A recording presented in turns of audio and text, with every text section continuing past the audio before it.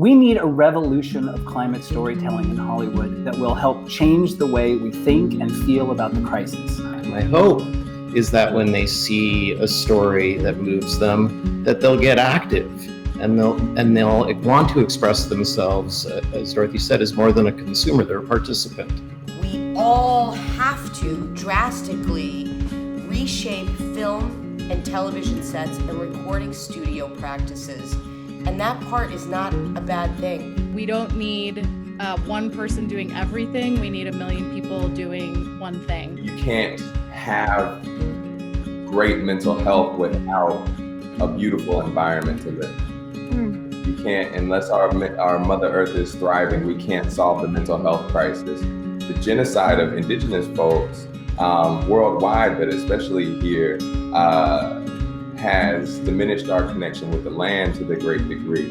Be curious about the environment, be curious about the world, be curious about everything that you're exploring and come back with the wealth of information. Art, with very few exceptions, is a universal language. So what better medium to unite people across the globe? Defend life, to defend democracy, to defend the earth. As we are taking this leadership, we are inviting all of you to band together for this fight for our Mother Earth.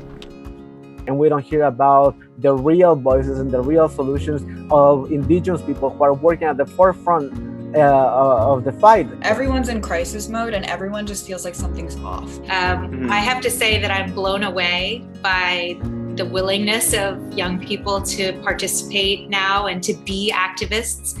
I would have never had the guts to do what you're doing. A living system, that it's not a rock, it's more of a living organism. When I was kind of coming into the climate movement, all I saw was people talking about the data, the statistics. It was very off-putting. It wasn't as welcoming as I would have liked it to be. Storytelling is how we influence each other, and it's how we learn about the world around us. It's finding the audience and then finding a strategic way to use the film to support the ongoing work that hopefully the film is hoping to address.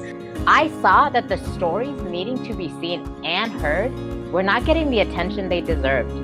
Culture is like the ocean that surrounds us all the time. Culture is like a wave, right? Culture is an ocean and we're constantly swimming. And like water, culture can shift. If you want to make a difference, I think it's like I was saying before, it's like getting a bit more specific on what that difference is. What's going on, y'all? My name is Chloe Smith and I am here on behalf of my beautiful band, Rising Appalachia. Hi, I'm Luna Lee. Hi, I am Kalina Zanders. Hi, we're Girlful. Hey, it's Kathleen. Hey everybody, it's Jackson, Big Wild. My name is Zia Rahman. Hey, it's me, Gabby.